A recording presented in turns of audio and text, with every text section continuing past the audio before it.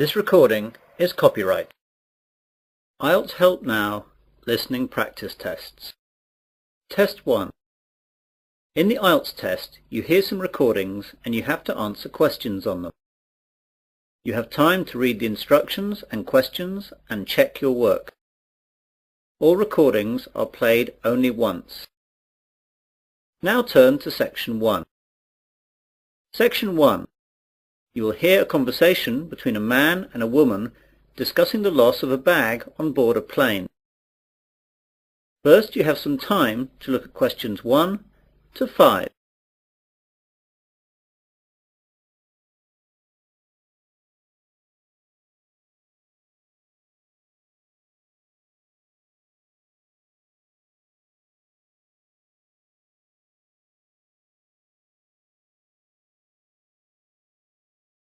You will see that there is an example. This time only, the conversation relating to this will be played first. Pan Asian Airways, John speaking. Can I help you? Yes, please. I left something on one of your planes last night. I got this number from the operator. Is this the right number to call? Yes, madam. This is the right number. I just need you to tell me your name to start with so I can fill out a lost property form. Kirsty Allen. That's Kirstyallen.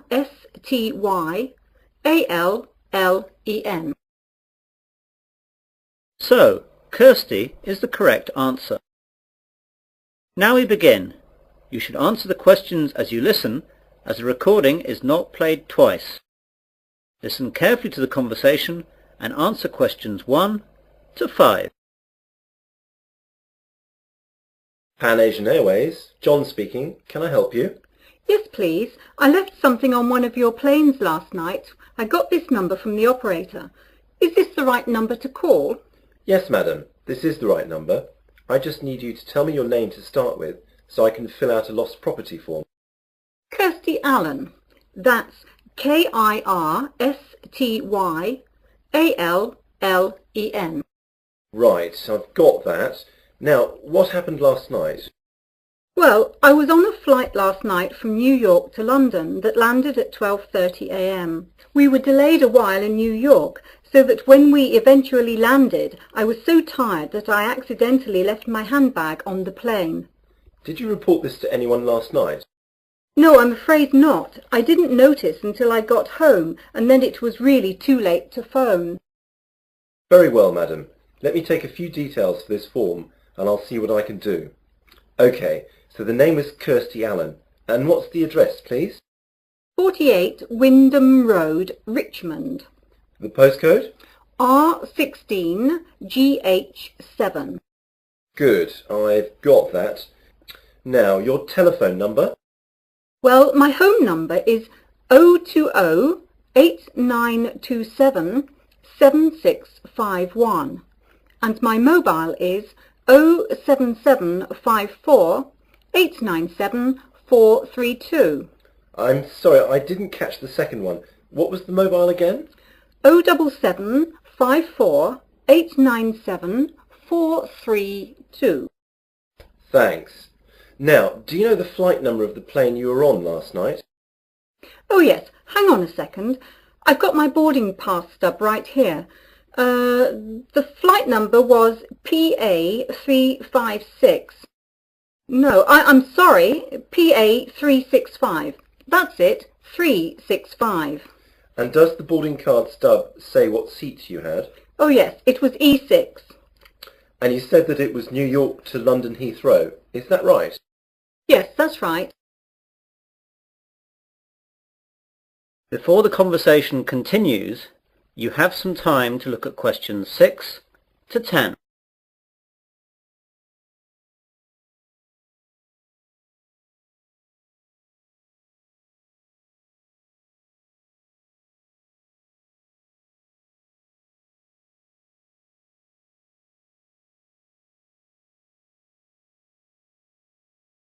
Now listen carefully and answer questions 6 to 10. OK then.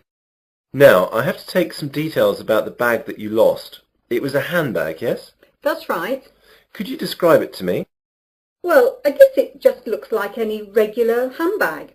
It's very dark red with black handles and the catch on the top is gold-coloured. Does it have any distinguishing marks? Not really. It's quite new, you see, so I haven't scratched it or anything. It's got a brand name, but that's just inside the bag when you open it, under the catch. OK. Now, can you tell me what was inside the bag? Quite a few things, actually. Not my passport, of course, or I would never have got out of the airport. My purse is inside, and that's got about $200 and about £70 cash. There is also my credit card and some membership cards. Good. I'll just write that down. Anything else in the bag? A small paperback that I was reading, some makeup, my work keys, but not my house keys, thank God, and a couple of pens. Have you informed the police about the loss of the card? Yes, and I've also cancelled the card with the credit company. Right. Now what I'll do is to contact the lost property, which is where your bag will have gone if it was found. I'll give you a call back within an hour and tell you what the situation is. If you haven't had a call within an hour and a half, call back this number and ask for me. My name is John, OK? Yes, that's great, John. I'll speak to you later. Goodbye. Goodbye. That is the end of section 1. You will now have half a minute to check your answers.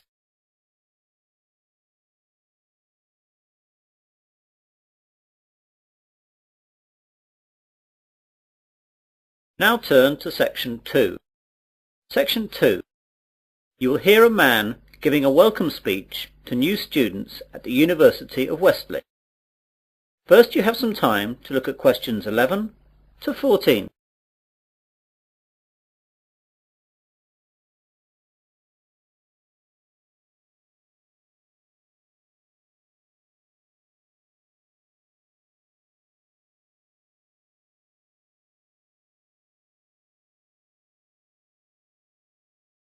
Now listen carefully to the welcome speech and answer questions 11 to 14.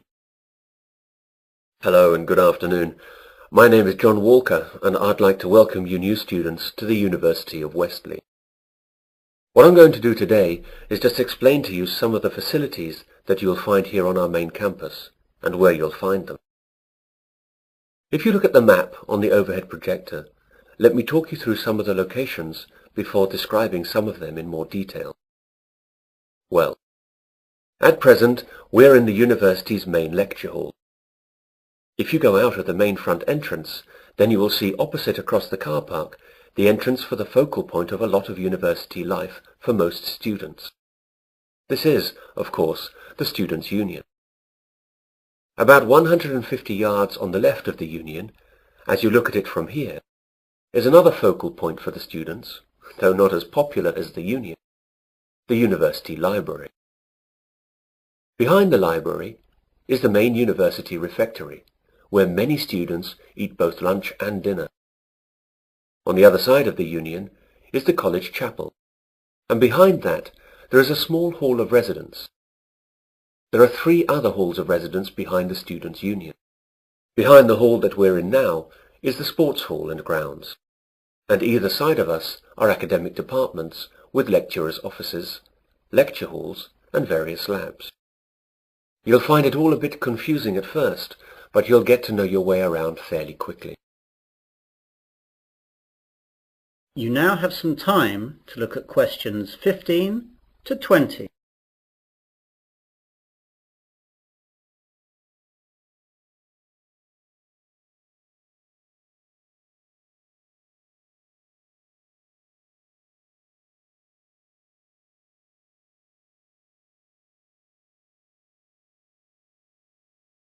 Now listen to the rest of the welcome speech and answer questions 15 to 20. I'd like now to talk about a few important places on the campus. All students must belong to the Students' Union if they wish to use any of its services. It's very cheap, and we certainly recommend that you join. The Union provides a bookshop covering all the course books at the university, plus lots of other titles for a range of interests. You can eat and drink at the Union. There is a Fat Phillips on the ground floor, serving a wide range of fast foods and drinks. Then there is the main Union Bar up on the first floor. This is where the Union parties, dances and balls are held. And there's a pizza corner where cheap, large pizzas can be served up in a few minutes. Other areas that will be of interest to students are the welfare office, the travel office and the club's office. The club's office will get you in touch with all the clubs that are part of the Students' Union. These clubs vary from football to drama to potholing to beer drinking. There really is something for everyone. The union opens up at 8 a.m. every day and closes at 12 midnight, unless there are any functions going on later. I'd like to move on to the library now. This is where a lot of you will, I hope, be spending a lot of time over the next 3 or 4 years, working and doing research. Of course, this isn't as exciting as the social aspects of university life, but of course it really is the main reason that you are all here. I therefore urge you to get over there as soon as you can, as you have to register, and then you can have a look around. During the first 2 weeks of the academic year, that is, now, there are tours every 2 hours aimed at familiarizing new students to all the services that the library offers. The library is open from 9 a.m. to 9 p.m., though it stays open later during final exams. As I said earlier, the refectory is behind the library. The refectory offers a range of cheap meals at lunchtimes and in the evenings. It's open from 12 noon to 3 p.m. for lunch, and from 6 p.m. to 8:30 p.m. for dinner. They try to offer a variety of food, from favourites to healthy options to ethnic foods, and there's always a choice for vegetarians and vegans. The University Sports Hall is one of the most used buildings at the university. To use the hall or the grounds, you must be a member of the Athletic Union, which is part of the Students' Union. Again, this costs very little and will allow you to use all university sports facilities, represent university teams, and it fully insures you during your membership of the Athletic Union. This is really excellent value. For departments and academic facilities, there isn't enough time to go through all of them, but your respective departments should furnish you with maps and information that will satisfy your needs. For all services offered at the university, I recommend that you purchase a Discount Plus card. This card costs £50 and lasts for the academic year. It will then give you discounts on all services at the university. For instance, a £4 meal at the refectory would be reduced to £2.50. It will also give you free usage of the late-night minibus that the university runs to places off campus, which normally costs £1.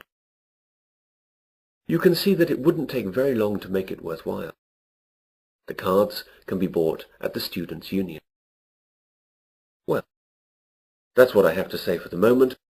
Now, are there any questions? That is the end of section 2. You will now have half a minute to check your answers.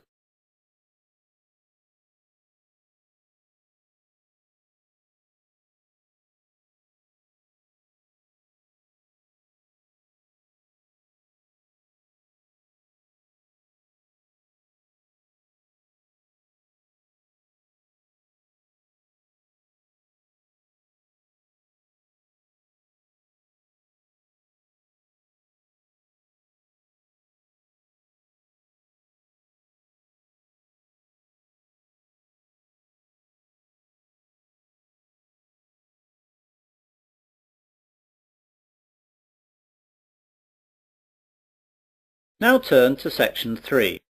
Section 3. You will hear two students discussing the new term at their university. First, you have some time to look at questions 21 to 25.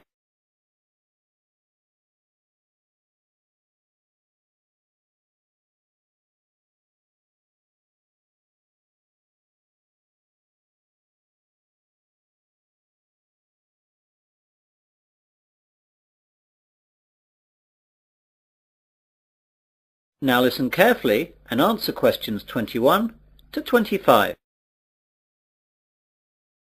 Hey John, I didn't know you were here at university yet. When did you get here? Oh, just yesterday, Thursday. I've got some stuff to get sorted out for the start of my second year, as I've just got some new subjects. Today I've got to sort out my timetable. It seems like I've got quite a lot to do this year. When did you get here? I've been here since Tuesday. What classes are you doing this year then? Well, I'm continuing economics, of course, as that's my major, but I'm taking an extra maths class and I'm dropping Spanish so I can take up French. What about you? My major's the same as yours, of course, but I'm going to continue the same classes as last year as I like them so much. They're history and music. What's your Monday timetable like? Well, at 9, it looks like I've got French for 3 hours. That's going to be a tough start to the week. Yeah, I can't imagine it worse. I've got history for 3 hours, which will kill me. The good thing for me is that I've got a free in the afternoon, which will relax me after that morning. No such luck for me, though. I've got that extra maths class starting then, so I'll be hard at work all day on Mondays. Yeah, I don't envy you that. Still, the extra maths will really help your economics in the long run. I know, that's why I'm taking it this year. Last year I really struggled with all the maths that I didn't understand in the economics, but hopefully this year that will all change. What about sport? What have you chosen to do on Wednesday sports afternoons? Are you sticking with rowing? I'd love to, but the rowing club storeroom got broken into and the boats were damaged, so it's not possible till the club can get enough money to repair or replace the boats. They're really expensive, so that'll take quite a long time. So as I can't do that, I'm going to try out squash. What about you? I'm going to do the same as last year. Volleyball. That's good. It's in the main sports hall like the squash. I'll be able to see you a lot this year. Yeah, it looks like that. You can help me with the maths that I don't understand. Ha! Maybe. For a small fee, of course. You now have some time to look at questions 26 to 30.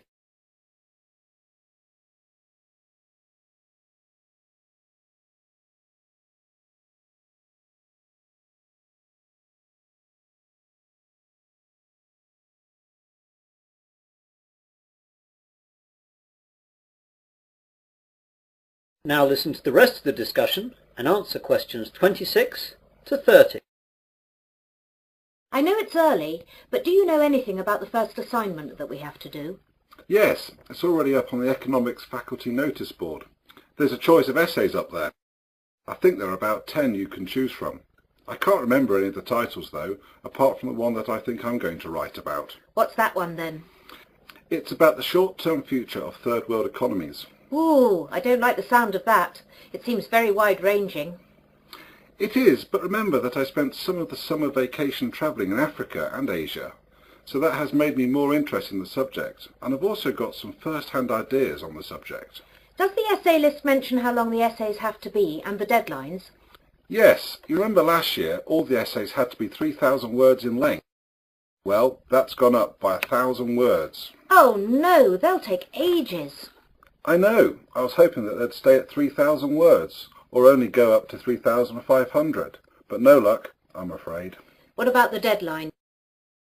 The first one has to be in by the 30th of October, and the second one by the 30th of November. It looks like one essay a month like last year. Well, at least that hasn't changed. But as it's the end of September now, that leaves only a month to get the first one done. I'm going to have to get onto that straight away. Yes, you'd better. If you want to talk about it, I'm going to be at the campus cafeteria at 1:30 for lunch. We could go over some questions. I can't then, as I'll be in the sports hall working out. How about 3 this afternoon at the economics common room? That seems okay. We'll be right by the economics course office where the questions are, so that'll be convenient for checking up on them. Okay, see you then. Bye! Bye! That is the end of section 3. You'll now have half a minute to check your answers.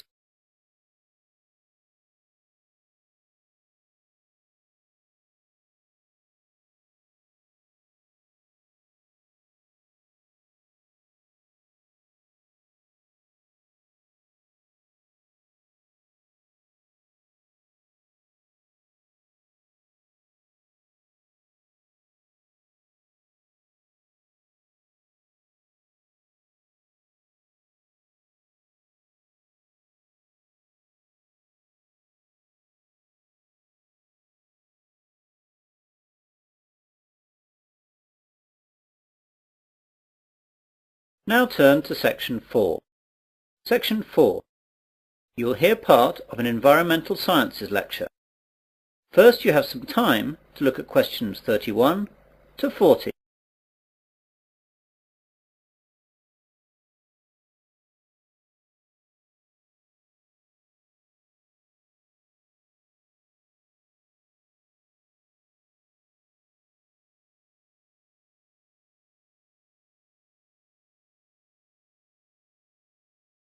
Now listen carefully and answer questions 31 to 40.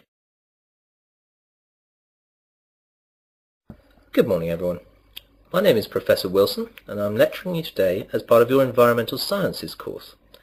Part of this course is concerned with pollution issues in our world today, and part of this lecture will look at some of the ways that the oil industry has developed to deal with oil spills around the world.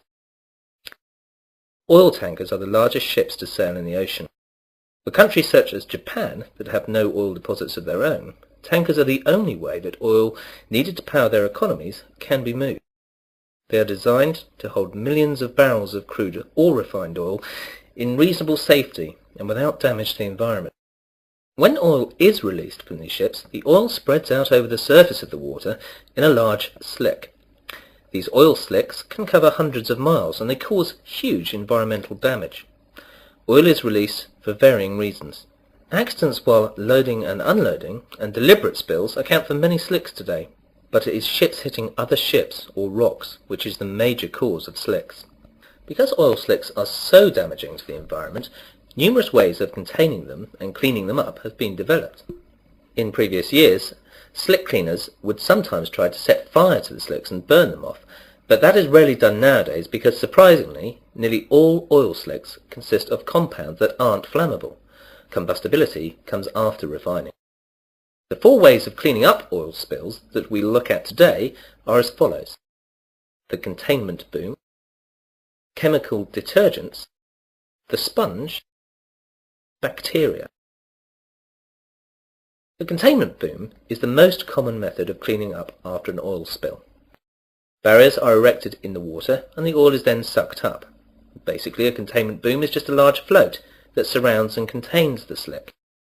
This method is cheap and straightforward, however only functions in very calm seas. Another method to clean slicks is to spray detergent solution from airplanes or boats directly onto the spill. Depending on the detergent, 2 things can happen. One possible result is that the oil can break up into clumps, which sink to the bottom of the ocean. Although these clumps are themselves hazardous, the problems caused by the clumps are much easier to deal with than the problems caused by oil slicks. The other possibility is that the oil then breaks down into tiny droplets, which are soon spread and become harmless. This method is well suited to dealing with the larger slicks. A negative aspect is that often the chemicals remain in the water, and they can kill fish and other marine life. A Berlin-based company has developed an alternative method for cleaning up oil spills. EcoCarbon has invented a giant sponge made of lignite resin that sucks up the oil, preventing it from harming the environment. The sponge comes as a mat, which contains crushed coal, whose small granules can soak up large amounts of oil. The process is safe and cheap. The sponges have so far withstood small-scale testing in pools of water with miniature oil slicks. A unique advantage is that once the oil is absorbed into the mat, it remains fixed there permanently. The downside, however, is that the mats become toxic waste. Scientists are also trying to improve other methods to fight oil spills. At the scenes of oil spills around the world, they found bacteria that seem to have an appetite for the toxic black sludge.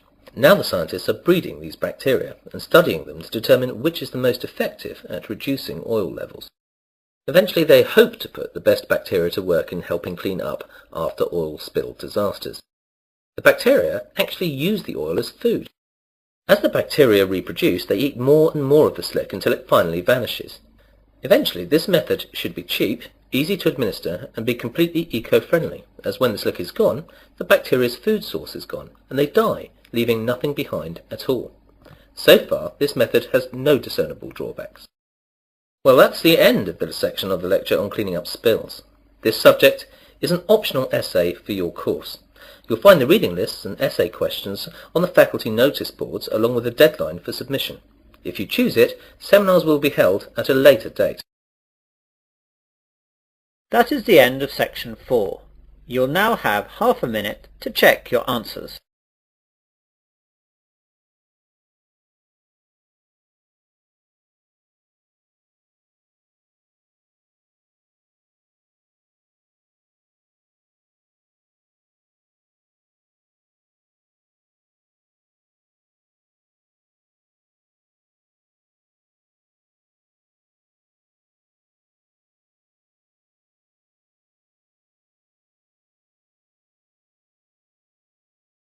That is the end of listening test 1. In the IELTS test, you would now have 10 minutes to transfer your answers to the listening answer sheet.